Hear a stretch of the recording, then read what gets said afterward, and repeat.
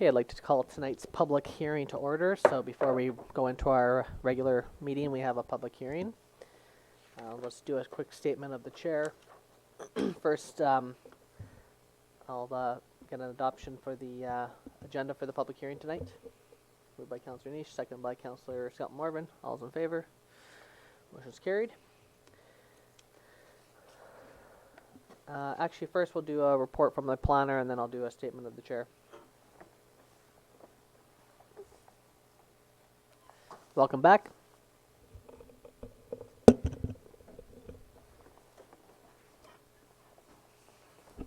Thank you, Mr. Mayor.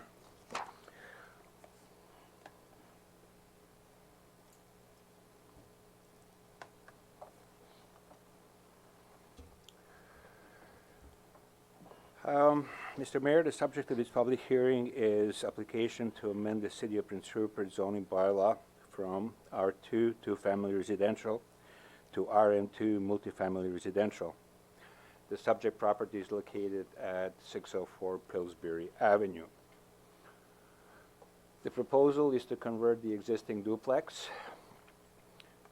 from 2 units, 1 up and down, to 1 unit up and 2 units down. The calculations for the lot revealed that the property under the RM2 zoning can accommodate 3.5 units. Internal referrals did not produce any other comments except for the parking, and to that end, engineering department will issue engineering permit to increase the driveway by approximately 3 feet, which will allow 3 parking places in front of the property or within the property. External referrals to MOTI was not necessary as the subject property is under the controlled access highway influence. Public notifications were distributed in newspapers, mailed and distributed, and as of today, and we did not receive any written submissions. In conclusion, staff supports this application, and since this bylaw does not require MOTI approval, it can proceed to adoption in the same meeting, in other words, tonight, following the public hearing. And that concludes my report, Mr. Mayor. Thank you. So now we have an opportunity for the public to comment on this proposal. So before we do that, I'll just quickly read a statement of the chair. So public hearing is organized in accordance to Section 464 of the Local Government Act. Tonight's public hearing involves the zoning amendment bylaw number 3448/2019. The intent of this bylaw is to permit a multiple family development at 604 Pillsbury Avenue.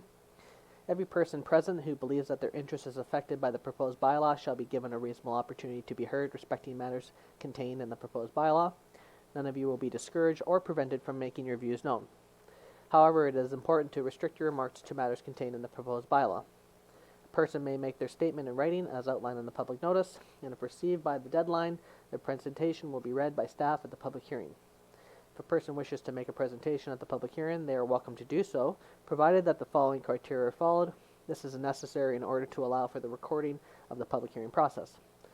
The chairperson will recognize only those individuals who present themselves at the table and speak into the microphone.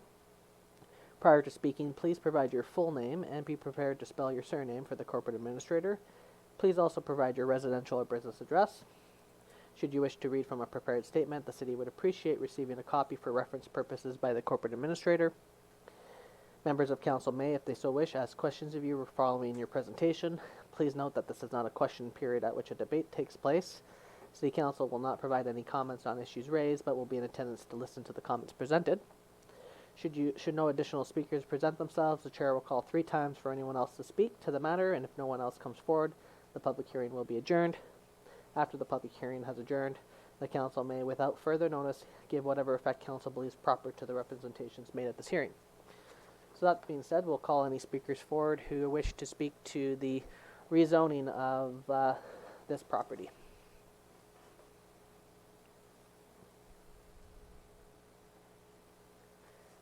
And I will call for a second time for speakers to come forward to speak to this rezoning.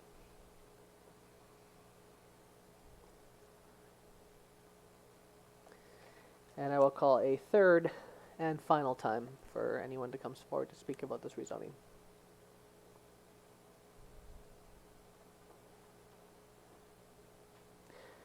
Okay, seeing no one coming forward, I'd entertain a motion to adjourn the public hearing. Moved by Councillor Cunningham, second by Councillor Niche. All those in favor? Meeting's adjourned. Next, I'd like to call the regular meeting of council to order. Recommendation that the regular meeting be suspended and the committee of the whole meeting be convened. Moved by Councillor Randhawa, second by Councillor Moreau. All those in favor? Motion's carried.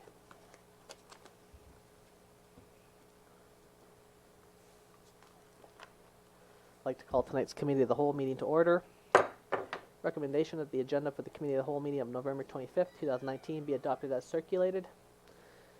Moved by Councillor Moreau, second by Councillor Randhawa. All those in favor? Motion's carried. Okay, first we have a presentation from the Prince Rupert Golf Society, council update from Ross McNish and Mr. Cullen.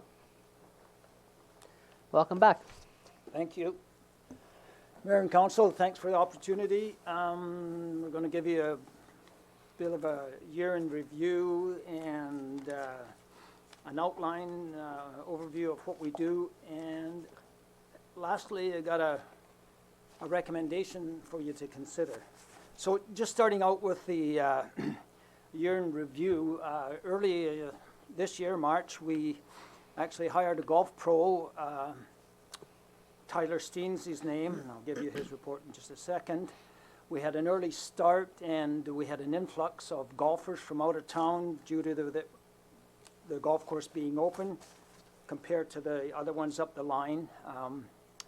And we offered them a special rate. One of the highlights, and it was very substantial highlight of the year, was our golf pro Tyler Steen initiated a program for high school and junior camps. He came here in March, and right away he contacted the high school, just put out there the opportunity to come and join a golf team, and we haven't had this for about 10 years, and 16 kids came, and every one of them showed up and took them to Terrace, Kitimat, and Smithers for tournaments. And then he took the 5 best scores of the kids and took them to the provincials. And this not only promoted the golf, but it's a chance for at least a couple of them to possibly get a golf scholarship. A couple of pretty decent golfers. And this will be carried on next year. He also, in the summertime, ran 8 junior camps, and about 120 kids participated. He had it maxed off at 10 per kid, but of course that didn't work out because of the demand, so he had 12 to 16. It was a minimal cost to the kids, and he's going to continue that for this spring and summer. He also visited nearly every elementary school, and we started a program called SNAG, Starting You at Golf, and we purchased all this equipment, special equipment for it, and this was done for free. We wanted to promote that, so we purchased the equipment and looked after his wages, and it was just an outstanding success, and he'll go into the rest of the schools and do the same thing next year. In the golf course itself, we had a good influx of new golfers, probably 1,000 plus more rounds this year than we did last year. Course was probably in the best condition it's been for a long time. However, in August, our greenskeeper left us, but it was too bad because he had done one hell of a job for us. And but we have hired a new greenskeeper. He'll be here in the next week, and he'll start December the 16th. And him and his wife are coming to town, and we're looking for employment for her. We've already contacted a few people in that. With the golf course itself, we joined in a program with the Port-au-Prince Rupert, the CIF program, Community Investment Fund, and what that is, and they're a little strict when it comes to what you have to do, what you don't have to do, but you basically have to come up with, if your project is going to be $50,000, you have to come up with 25, match their funds, and they'll come up with 25. So what we did a deep tining project, which is all 18 greens. We brought in this machine, and what it does basically, it bores holes in all of the greens, the 18 greens, about a foot deep and, you know, about 1.5 inches, 2 inches in diameter. And then every one of those holes, believe it or not, are filled with sand. We brought in the sand. We couldn't get that. It's tough trying to get decent sand. So we brought that sand in and did the whole thing. And this is for drainage and root structure, which really improved the greens themselves. And most of the golfers will tell you that. The challenges that we have are, number one, wages, and that's the port syndrome. You know, they pay so much. We pay, you know, a base rate of $15 to $16 an hour for cutting grass. You people pay your employees about the same job, about $30 per hour. So that is a huge challenge. The other one is the equipment. We're in dire straits right now for a rough mower. We have 2 of them, and they're probably 30, 40 years old, and they're down to just putting haywire together so that we can get out there, and that unit is used every day. Now, a brand new unit is $100,000, so that is not in our operating budget. Operating-wise, we've done decent. We're above water, and we've done quite well operating, but when it comes to equipment, we're in a bit of a fix. We have a mechanic who is only part-time due to cost restraints, and you know, sometimes that's a challenge, but our main challenge is wages and equipment. We would like to start, when Ryan comes here, a 5-year program of so much per year, $75,000 a year of replacing the equipment. I told you last year, and it's the same this year, we haven't bought a brand new piece of equipment probably in the last 20 years, and because of the expense. So we look at used stuff. So that's basically the year in the review. Just to give you an overview of the golf course itself,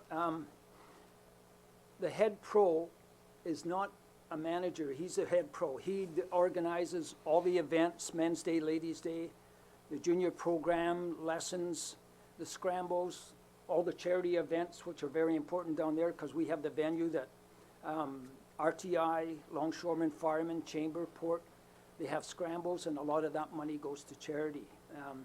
He also does the major tournaments that we have, and special members events. He looks after the cruise ship, when they come in, you know, they bring some golfers with them, and we look after that. And so that's his duties.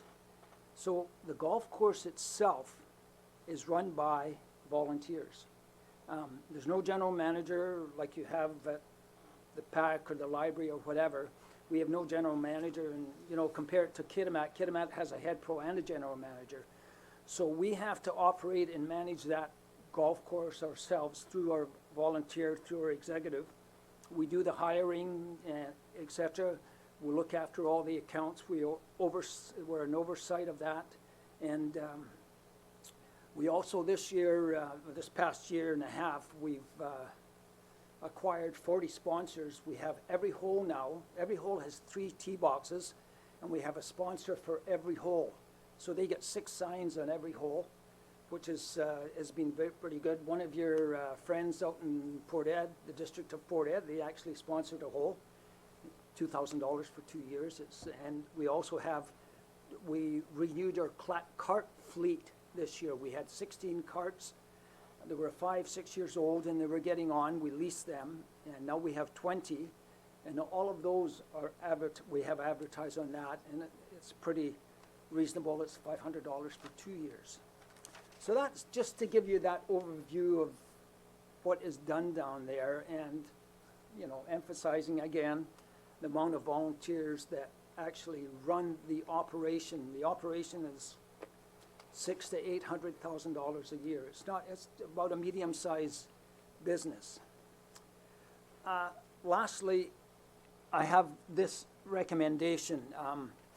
I consider that golf course a joint venture with the City of Prince Rupert. The City of Prince Rupert owns that asset, and we are your stewards, and I consider it, would like to consider it as being a joint venture between the Golf Course Society and the city.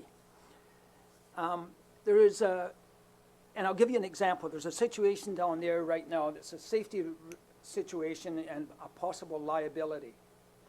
The outside of the clubhouse there, the pavement is buckling considerably. And one person did fall, and that's what was brought to my attention.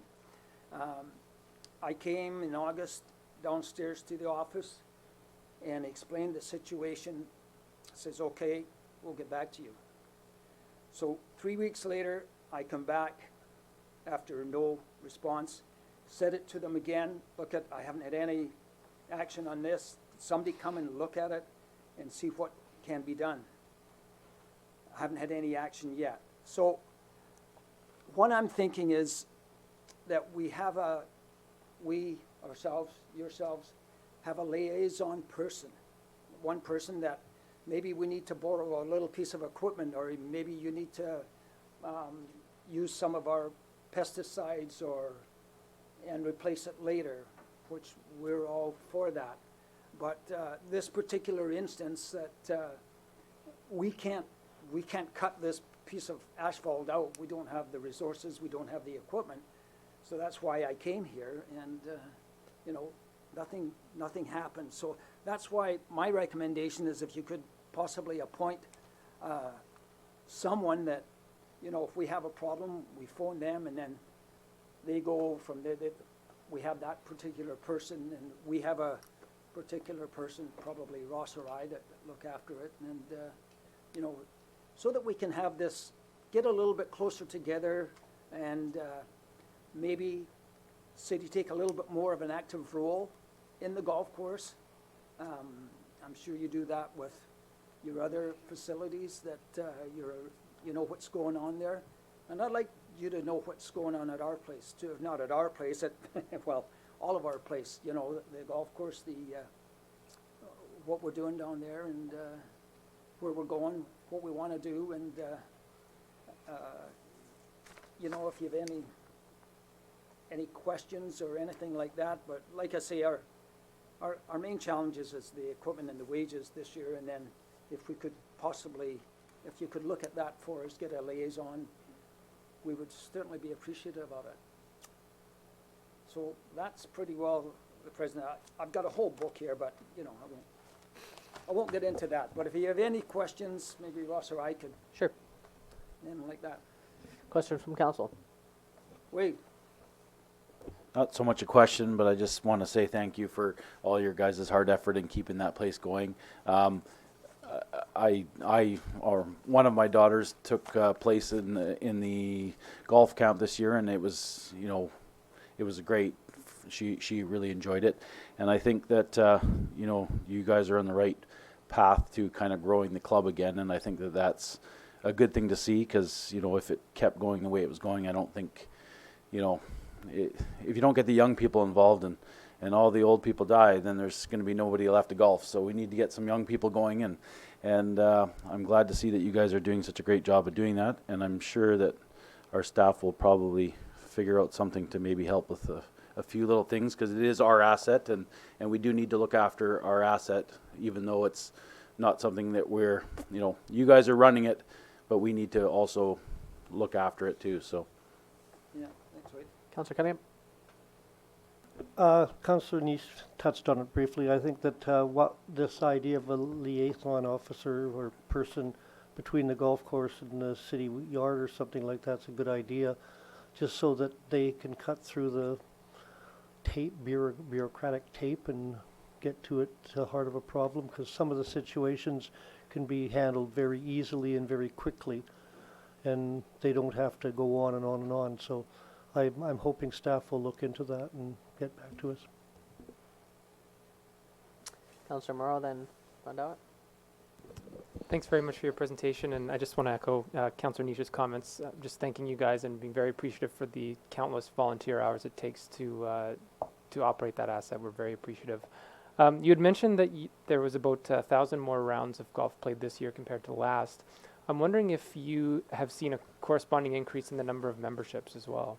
I was just going to mention that, yeah, especially that, you know, the quote, the younger people. In that 30, 40, we're getting some people from the port now. Maybe they're getting some time off, but that's where we've seen a bit of an increase, is that age group. You know, yeah, that's helping quite a bit. And then, of course, with this, you know, if we have 120, if we get 10% of that, we get 12 people coming up. Well, 12 people, if 12 people go down there, that's probably $20,000, you know, once they're seniors and, or, you know, adults and pay the rate. That's, you know, if we could increase by 10%, that's huge, huge dollars for us too. Yeah. Yeah. Councillor Rondowit. Thank you, Mr. Mayor. Thank you for your presentation. And golf course is a big asset to our community, and you guys doing great job for our community. Thank you. Thank you. Thank you very much, you guys. Really appreciate your time. Thank you. Take care. Thank Rosa for inviting.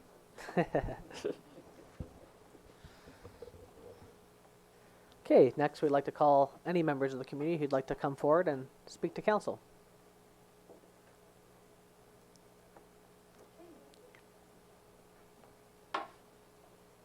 Welcome.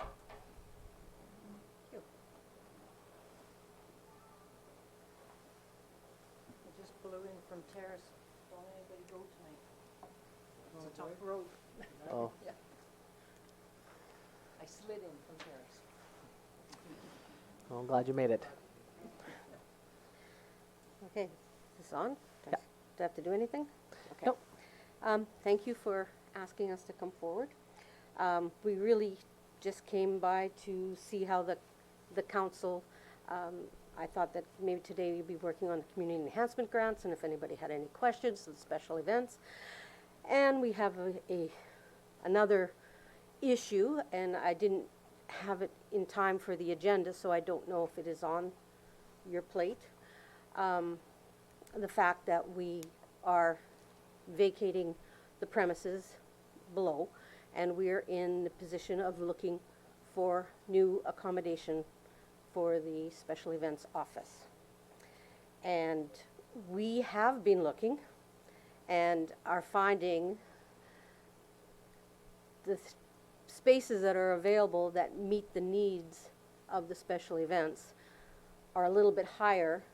I know we had talked before at our meeting about financial assistance because we have been downstairs for a long time, and that's a long time of not having to worry about paying rent because we use our grant for our 4 festivals. So now we've added something last year when we added a festival coordinator to assist Joy and myself and the board of directors with planning the 4 festivals. And anyway, so we have that, the festival coordinator, and now on top of that we're looking for accommodation that is reasonable. We've looked at a couple of places. Bottom line is $16,000 a year, $24,000 a year, and it's not something that we have readily available. We'd like to, and we feel we need to, stay in the downtown core, mainly because we are kind of like the public face of the city of Prince Rupert. We put on all the festivals to bring visitors, our families, and everybody to the festivals. we've had a good run of them, like we're going on 42 years with Seafest, so, and we're in the 20s, 30s for something else, and 20s for, I think, Winterfest, which is in next weekend, if anybody's interested. So we're here basically wanting to find out what the council thinks about giving us more assistance in finding a location. Is that about it? We have challenges. So I guess my understanding is that our staff is working, I believe, pretty diligently trying to help get us location. Is that not correct? Well, Ms. we're Baumann? working together, yes. Well, I mean, the city staff Yeah, are. we've talked to, yes. Okay. Corinne and I have talked, yes. And, but location-wise, it hasn't quite met what we need. Right. And from what I understand too, I think some new ideas have emerged to talk to other places downtown from a couple staff people. And I think there's a meeting on Wednesday with the staff to discuss some other opportunities that might be suitable for you guys as well. So I think, I think our staff is definitely more than Okay, willing to go the distance to help you guys okay. find a proper location and somewhere that's going to be suitable for you in the downtown and that type of thing. And I know there was a couple locations that have come up that I know that you're not totally adamant about. But I do know that the staff is committed to working with you guys to the end. Oh, for sure. And I yeah. believe we also have one of our staff peoples on your guys' board as well, David. Yes, well, yes, he's from the Recreation Yeah, Department, and yeah. I think he's also working with our staff trying to help you guys find the places that you need. So Okay, definitely, I mean, council doesn't get into the administration of the building and No, the no. locations and stuff, but I do know that everyone's been working to really make sure that that you guys are in a properly long-term location and that it's beneficial for us and the community and everybody. And we definitely, I would definitely say we absolutely support the Special Events Society. I can't speak for council yet, but we obviously have a grant application on our desk today, and the recommendation is for a significant increase for the special events, and we will discuss that at our regular meeting today. okay, And I think that will also be helpful to any, if approved, that will be hopefully extra support for you guys as well this year, Okay. because we recognize that there's certain organizations that certainly need some extra support, and what you do for the community is, we could never lose that type of service here, right? So I definitely think we continue working with our staff. I do know that they're putting some more brains and ideas around that, okay. because we want to help you guys get to the right place for yourselves. Well, that's great because our time is kind of stretched through a little bit right now with Winterfest, and then, of course, there's the holiday season where most of our board members are either going away or on holidays, and then we basically down to 1 month. So, and we have a lot of stuff. Just saying. I think another follow-up with staff, because they've been having some ideas around storage and things like that for you guys. So I think there are definitely some ways for that. Lots of assistance could be done here to help And you. we've also been looking at, as council probably knows, we do the bulk of our storage is at the Northern Savings Credit Union. Yeah. And we have talked to Stefan Delic about creating a more secure space to put the storage that we currently have in our office, kind of storage that's temperature sensitive and but still pickable and go away type stuff. Right. So we wanted to see about building a secure storage that we can lock it up. And then that would leave us more just one stop to pick up all of our stuff, and it would make our operations a little bit smaller, down to a reception area, a desk, like an office, and a planning facility, so that we can plan things out. Right. Yes, I think we're definitely 100% committed with you guys, Okay. and I know the staff is willing and able to work with you to find that, and they've been reaching out to many different organizations in town, and there's been tons of conversations happening so that we make sure that it all works out properly for all parties, for sure. Okay, yep. And, just, I think the big thing is that we want to have location is important, yes, but logistics of actually making the delivery of the festival. I mean, we've been fortunate for the number of years we have had the space downstairs as it to be our like Seafest hub, the central location, which does more than just where we plan it from. It becomes the actual, the bank. It becomes the recreation stop for the volunteers. It becomes the spot where we send people out and bring them back in, or first aid, or the lost and found, and it goes on. And we basically have access to the computers and the phones, whereas otherwise we're too far from it. We're working walkie-talkies and, yeah. Yeah. We I lose did- some of our importance that way. We can definitely understand, especially the months leading up to the event Yes. and the weekend of the event, that being in a central facilitated zone where everyone can have access is an important piece to that. Right. And so I think we can find a way to accommodate the full spectrum of your operation and Okay. the great events that you do for us in the community. So, Okay. yeah, we'd certainly appreciate that. Well, if anybody had any questions, we could try and make some answers. Any questions? Other than I will be there, I think, judging the cosplay Yes. on December 7th. And Our- probably helping coordinate the parade again with Betty this year as well. Well, yeah, you better get on that So with her I'm then. certainly one of your guys' good core volunteers at times. Yes, So. yes, and we always still need barricade people. Can I add Yep, something? absolutely.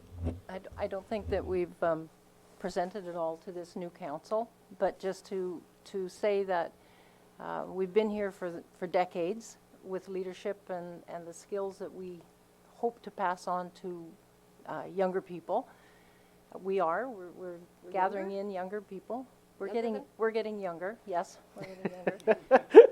But, you know, as a new council with some returning councilors, just to say that we're an extension and we would like to see direction and you know, some input from you, what you would like to see from community festivals.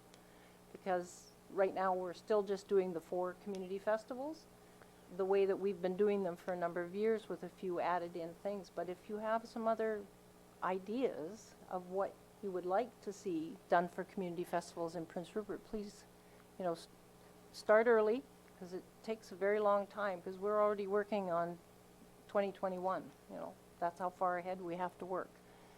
So don't hesitate, please, if there's new ideas coming forward, bring them to us, and then hopefully if the new ideas come, then more volunteers come as well, attached to them. That's your job, is to get those volunteers to come along with the ideas. But so the partnership is important to us.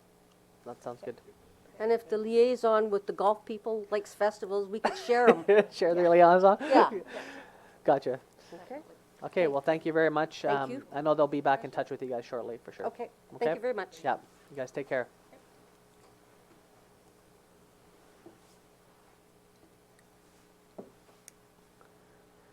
Okay, is there any other members of the public that'd like to come forward?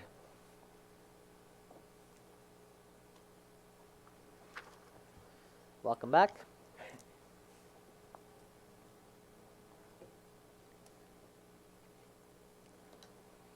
It's Larry Golden, 1601 2nd Avenue West. I saw that along Park Avenue, someone was digging up one of the fuel tanks from the World War II property. And when I looked it up, it seems it's city property, and there's 2 more big tanks further down. So the question originally was, how are we paying for it? And over the years, it would be Legacy Inc., and they might even be the proprietors of the property. So I read the 2018 audit or 2017 audit is online, and in there it gave some sort of you know, there's a lot of money tied up in Legacy Inc. and $2 or $3 or $4 or $5 million type thing, but. So with lot 444 sort of gone, and I was hoping we could sort of do an update, and some of the spiel was there that it said that some of the money from Legacy Inc. was being used for hiring 2 more RCMP officers, they were suggesting that it be put that way. And I was wondering, since I think Maclean's magazine or something like that said that Prince Rupert was one of the, and all the northern communities were some of the most high-ridden crime in the north, in Canada or BC or whatever, that brought up the BC. And I think we've done this before, and it's sort of one of those things that it's gone through the media and everything like that. But what they're doing is they're giving the detachment figures. They're not giving the local figures. And Prince Rupert itself was talking a couple of weeks ago about having them come and give their presentation, which I doubt if they'll do. So you're getting, and that's why the northern BC ones are coming out high, because it's not just Prince Rupert, it's all the villages and everything else added together and done together. And I put an FOI in one time to get the original report, which I think council gets, at least they did in the past. It was part of their notes. And the RCMP said no. I appealed it, and they said yes, they should give it to you, but the RCMP sort of thumbed their nose and said, no, we're not going to give it to you. So to me, it means that we should have a little bit of discussion about our high crime rate, which is not real, and secondly, just a real discussion about Legacy Inc. itself, especially when we come down to who's paying for these tanks being removed from this World War II property. And I might be wrong that it still belongs to the city. The map I was looking at was 2 years old, so. A notice was sent earlier that it is city property and it is a city contract, but we set up a fund a long time ago that has been accumulating over time for that tank removal. So it's funded from a separate meaning fund. It's a city fund, or has nothing to do with Legacy Inc., it's a city fund? Those tanks are owned by the city, has nothing to do with Legacy Inc. The mayor is correct. We had set money aside quite a number of years ago. We are taking care of the one tank. We did a budget amendment for it actually this September in order to remove the tank, and work is proceeding, as you have noted. And is it just going to be the one tank, or is it going to be the other two further down? Right now it is just the one tank, because the one that sustained a tree fall. The other 2 tanks are completely sealed, and as money, as we can afford it, we will allocate money towards that for their removal in the future as well. Okay, thanks a lot. Thank you. Okay, I'd entertain a motion to adjourn the committee of the whole and reconvene the regular meeting. Moved by Councillor Cunningham, second by Councillor Skelton Morvan. All's in favor? Okay.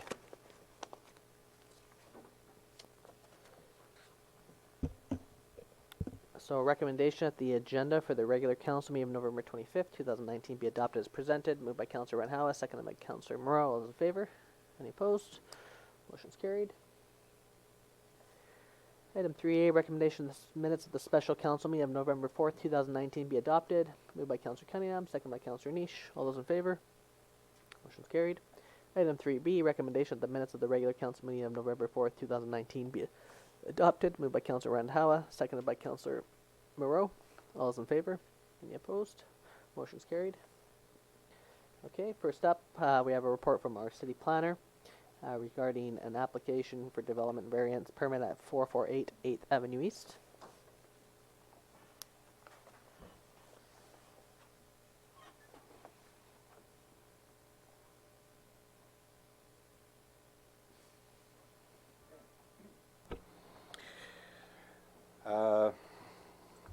This application for development variance permit is for the property located at 448 8th Avenue East.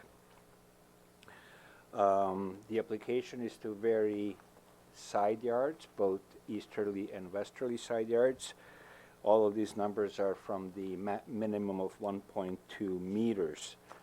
First of all, for the main addition on the westerly side yard, the variance is from 0.5 to 0.48 meters, and to accommodate the covered entrance at the front, it is to 0.5 meters. On the easterly side, again from the minimum of 1.2 meters, it is equally distributed to 0.066 meters. This is an older neighborhood where many houses have existing non-conforming setbacks. The proposed renovation will refurbish currently uninhabitable dwelling to virtually or essentially a new house, which would benefit both the neighborhood and community indeed. Public notifications were distributed and mailed out as per the legislative requirements and City of Prince Rupert Development Procedure Bylaw. We did not receive any comments directly related to the DVP application up until today. In conclusion, as of the date of this report, City staff did not receive any objections that would prevent approval of this variance. That concludes my report, Mr. Mayor. Thank you. Questions from council? Okay, the recommendation that the development variance permit application DP 1913 for 448 8th Avenue East proceeds to final consideration. Moved by Councilor Reinhauer, seconded by Councilor Cunningham. Further discussion? All's in favor? Any opposed? Motion's carried. Thank you.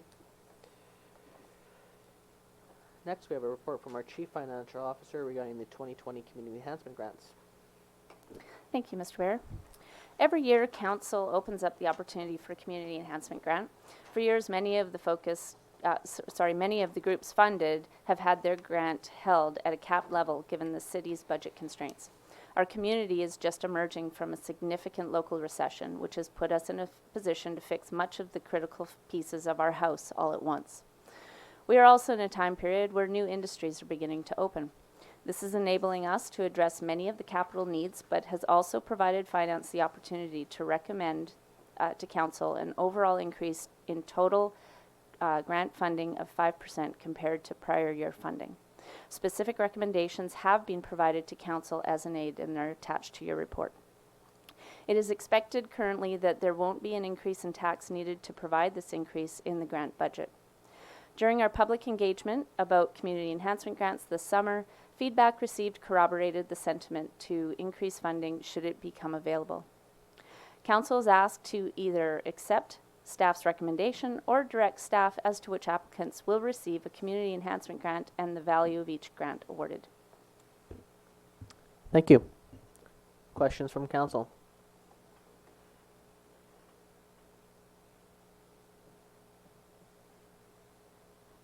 I thought we'd discussed about the hospice. Yes, so we have the Hospice Society there for 5,000. It's up to council if they want to add additional to that. The staff's making a recommendation based on within the budget, but it's up to us whether or not we want to recommend that as well.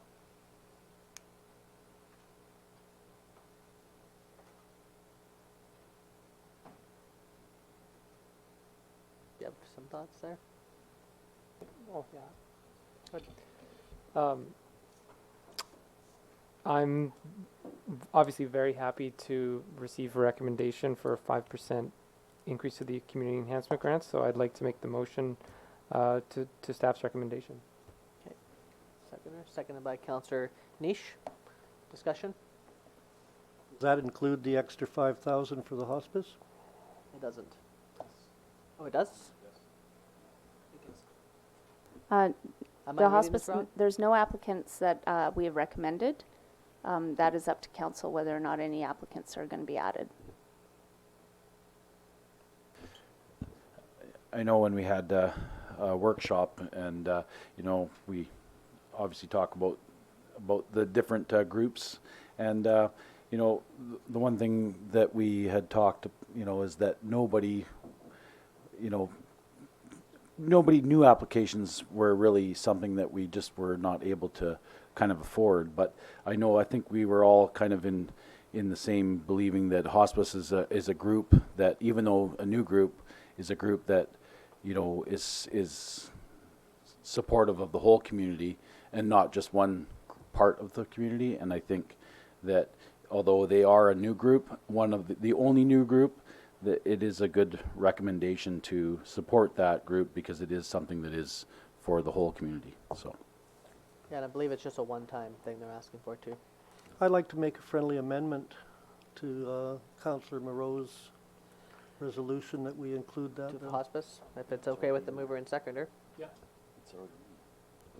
So sorry, just to clarify, that's a one-time request, or that's an annual? That was a one-time request for some equipment is what it was, rather than like an ongoing funding request. So sorry, can you repeat the amendment, Councillor Cunningham? It's just to include the Hospice Society's $5,000 grant application to Okay. the recommendation list. Are you okay with that? Okay, and you're okay with that? Okay, so we'll include the $5,000 for the grant for the Hospice Society. Because I do think that's for some equipment that they need for some of the end-of-life stuff in the community, and I think that'll be a big improvement for people's quality of care at end of life. And I know that it's much needed equipment, so I definitely agree with that. I also think the staff did a fantastic job putting this together. I think we've had a backlog of community organizations that need assistance. And although we're not necessarily quite yet past the corner, because council has passed a resolution in the past to change the community enhancement grant model, which we hope to have implemented for next year.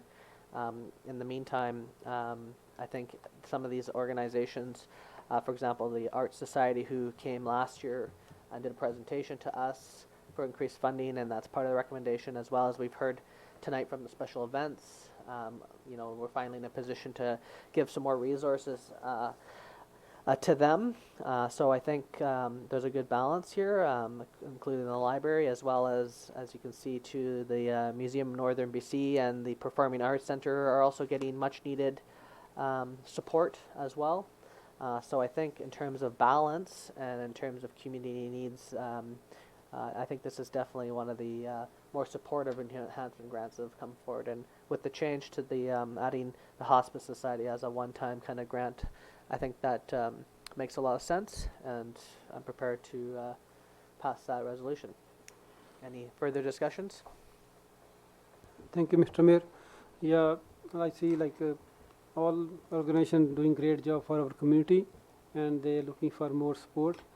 And I wish we could do more, but we have limited funding with new projects coming to town, and I think we can have extra revenue in few years, and we can do more for them. And I will support this recommendation. Councillor Nish?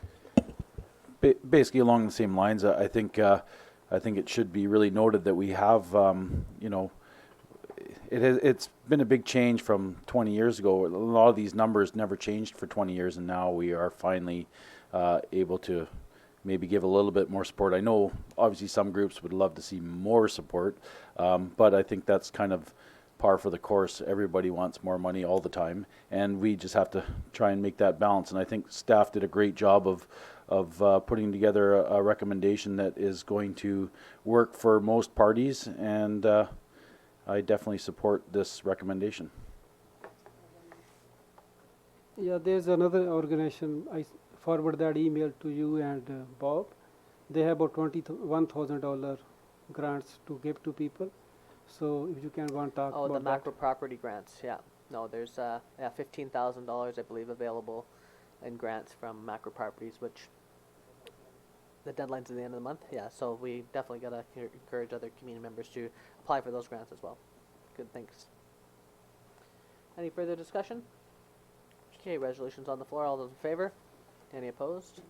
Motion's carried, including the Hospice Society. Thank you, Ms. Bombin, for putting all that together. One of the many financial things we have to do at the city, and we appreciate all your due diligence and getting all the community's needs balanced and everything you do for the community. Okay, next we have a proclamation request from Mr. David Cook, who's the chairperson of the Prince Rupert Crime Stoppers. Recommendation that council proclaim the month of January 2020 to be Crime Stoppers Month in the city of Prince Rupert. Moved by Councillor Cunningham, second by Councillor Skelton Morvan. Any discussion? Question. Okay, all those in favor? Any opposed? Motion's carried. And lastly, we have the zoning amendment bylaw number 3348, 2019 to permit a multifamily development. Seeing as we didn't see anyone at the public hearing or any concerns raised through the process, the recommendation is that council, following the public hearing, give third reading and adopts the City of Prince Rupert zoning amendment bylaw number 3448 2019. Moved by Councillor Niche, second by Councillor Scott Morvan. Any discussion on that? I feel like a broken record on a lot of these developments, but I think it's worth saying that adding residential density within an existing residential neighborhood, within our footprint, to a lot that's already serviced, to a building that already exists with minimal impact to the surrounding houses, is the best way for us to increase the amount of housing that's available in the City of Prince Rupert. So I'm supportive of the motion. Thank you, Councillor Moreau. Any further discussion? Okay, all those in favor? Any opposed? The motion's carried. Okay, reports, questions, and inquiries from member council. I just want to make a quick note that at the last council meeting, we mentioned that the RCMP would be at this meeting to do a presentation, but it's the golf course at this one, and then next, on the December 9th, the RCMP will be there as the inspector was out of town for this meeting. So that is still scheduled to be a public presentation. And reports from council. Councillor Cunningham. I'd like council to look to forward, or I'd like to put forth a resolution to council that we develop terms of reference for Coastal Communities Health Committee. It's just that we're getting left behind here on certain health issues, and I think with the villages and us, we've got to start raising our voices a little more and being heard with, you know, things like dialysis, ophthalmology, and things like that. So I'd like to put forth a motion that we come up with terms of reference for this committee. Okay, I'll second that.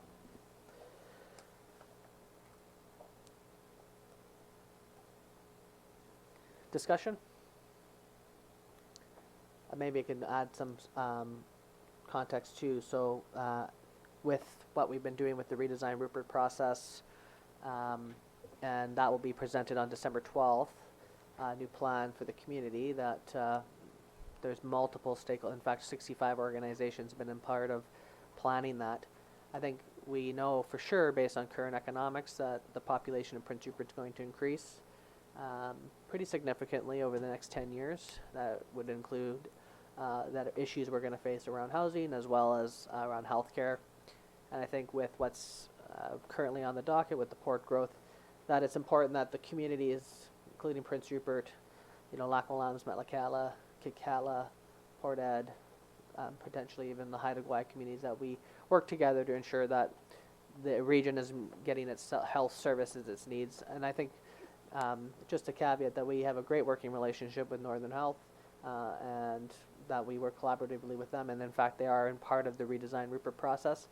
But I think that the community needs an ability to have their voices heard, and I think a formal committee that gets together through a terms of reference will figure out what the terms should look like and who should be on the committee. But to be able to discuss healthcare related issues here going forward, being able to have more of a conversation at a community level with Northern Health and the services that are provided here. You know, we met with the Minister of Mental Health and Addictions last week when she was in town. I had a great conversation with her as well at the UBCM, and we also met with the Minister of Health at UBCM. I just think this might be a great way to have all the communities working together and being able to keep a dialogue going at a more formal level with the organizations that manage health in the area. And so we'll have staff put together terms of reference if council decides to pass it through. Yep, absolutely, and that would be the intention around what this would look like. Yeah, I understand the intention.